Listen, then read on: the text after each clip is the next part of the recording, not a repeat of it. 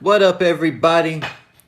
At the end of season 3, Tariq and Brayden started a war.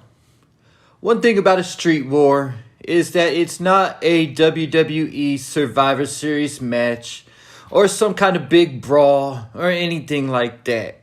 Most of the time in a street war, people are picked off one at a time, unless you can execute a drive-by like the Russians did at Lorenzo's funeral, where you know you're going to be able to catch several ops outside at once. I started off the video like this because I hear a lot of videos out there like it's going to be Tariq, Brayden, Ghost, Tommy, Tasha, 2-Bit, and Obi versus Noma, the Tejadas, and Effie. This is theoretically cute and all, but it really doesn't need to come down to this. So today I'm going to talk about how Tariq and Brayden can win this war without enlisting the help of anyone. Tariq already tried getting the help of Tommy for a potential war against the Tejadas, but Tommy told him that it's not his war. Like Tommy was telling Tasha, he feels like he really has something to live for now and something to lose now that he's met JP and D-Mac.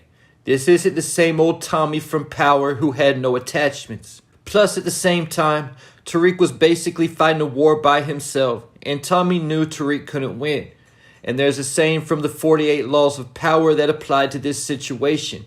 No one helps the weak because it will put themselves in jeopardy. So if Tommy isn't going to help, surely if Ghost is alive, now is the time for him to come in and rescue Tariq. I do believe Ghost is alive and all, but at the same time, Ghost isn't going to come rescue Tariq. Why would he rescue the same kid who tried to kill him? At the same time, why rescue Tariq? This is exactly the life he wanted. So he needs to learn the hard way and get it out the mud. I've also heard people say that Tasha will help Tariq win this war. And Tasha might be willing to, but there is no way that Tariq is going to let his mother get involved in a war.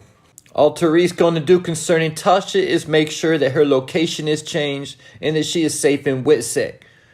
So if Tommy, Ghost, and Tasha are all off the table, what about faithful soldier 2-Bit? Now 2-Bit is someone who was always down to ride and not always given the opportunity in Power. But at the same time, 2-Bit has no reason for helping Tariq either. But 2-Bit could possibly get involved at some point if the Tejadas mistake him for Tariq in the Porsche. And last but not least, there is Obi, who has already shown a sign of loyalty to Tariq by giving Brayden the drop that they're planning on killing Tariq. But Obi getting too much more involved will cost him his life if Noma has any suspicion he is working for Tariq. So Obi is the card they can keep in their back pocket for something called end time. This is when they need to make their final move to win the war. Until that point, they need to retreat and play the long game. So their first move would be making sure their families are safe and secure, then get whatever money they can grab and find somewhere to lay low. I know Reek had several bands alone hidden under his mattress at Stansfield, and I'm sure Brayden has money to help them lay low for a season also. Because they already know what the ops' next move is. While they are laying low and out of the way, they already know what the ops are going to be doing, and that is moving Noma's weight. On top of that, they already know the whole system. And just because they are in the middle of a war doesn't mean Noma's not going to expect business to keep going on as usual.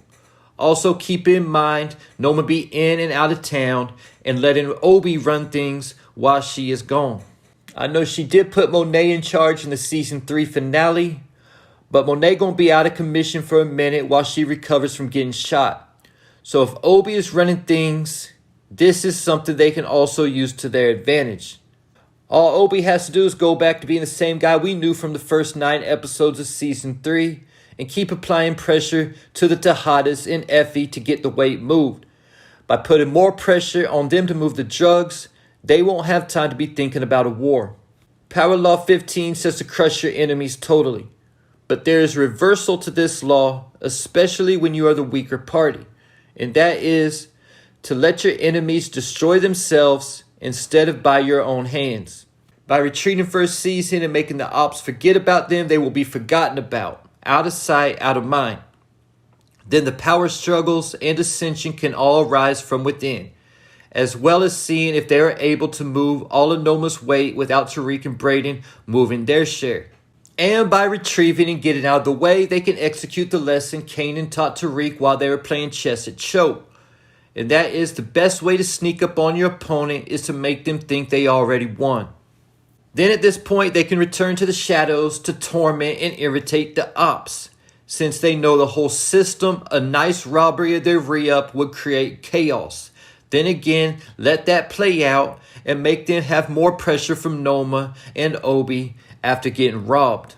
If they could make the robbery look like an inside job, it would be ideal to create even more dissension between their crew. At the same time, if Tariq could just figure out that he was set up by Diana and Drew, if he could get this information out there, Kane and Drew might just kill each other. Again, doing whatever they can do to weaken and irritate the ops with the plan to let them destroy themselves and sit it by your own hand. If this doesn't work, the next move would be to start picking them off one at a time. This would need to be very calculated because it will set the rest of them off to know they are back in war. So they would need to first identify who is the biggest threats. Effie and Diana are minimal threats, who they don't really have to worry about coming for them. So the target has to be the Tejada brothers. The good thing is they know everything about Kane and Drew. Where they live, where their mom lives, where their sister lives, and how they move their weight. However they plan it, a sneak attack would work best at the time they are least expecting it. Then the final play would be stealing Noma's power from her, like Tariq and Tasha discussed. But he won't be able to take it from under her like he planned. This is where Obi would come into play. Tariq got Obi green cards for his family in no time, while Noma was playing Obi about the green cards and keeping him under her control while he waited. Then she even slashed his face. But the only way Tariq could possibly replace Noma is if Obi has access to Noma's plug. This is how Tommy was able to replace Milan for Jason Mikchik in the Serbs. But even if they can't access her plug, if they could just get the drop on Noma through Obi to kill her, it would at least end the war. Of course, the main reason they let the Tejadas destroy themselves instead of killing both Kane and Drew is there is no retaliation from Monet. But with her sons dead, her husband dead, the Castillos gone, GTG gone, Kai dead, Monet is almost all out of allies. So yeah, they would still need to watch their back from Monet and maybe Diana or even Effie.